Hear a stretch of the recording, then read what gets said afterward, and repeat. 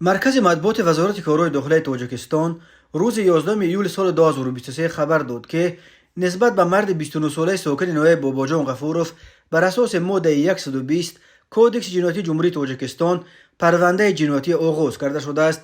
این مرد به آن متهم می شود که روز 7 ایون سال 2023 در منزل استقامتیش بنابر به میان آمدن مناسبت آشتیناپذیری اویلوی به همسر 28 سالش بحث و مناقشه نموده، سپس با کارد او را تهدید کشتن کرده است و به حمام خانه‌اش برده با تجهیزات موی سرگیری سرش را تراشیده است. درباره سبب چنین بدرفتاری شوهر نسبت به همسرش در خبر چیزی گفته نشده است. این زن و شوهر و نزدیکان آنها برای شرح این قضیه دسترس نیستند. وزارت کارهای داخلی گفت عاید به این حادثه تفتیشات ادامه دارد. به این مرد ساکن نوای باباجان غفوروف بر اساس ماده 120 برای تهدید کشتن یا رسانیدن ضرر وزنی به سلامتی، همچون جزا محدود کردن آزادی به مدت تا 2 سال یا محروم ساختن از آزادی به مدت تا 2 سال تهدید می‌کند. بنا به خبر دیگر وزارت کارهای داخلی، مرد 53 ساله ساکن شهر پنجکند که قبلا سال 1993 در ازبکستان برای قاچاق نشه سود شده بود،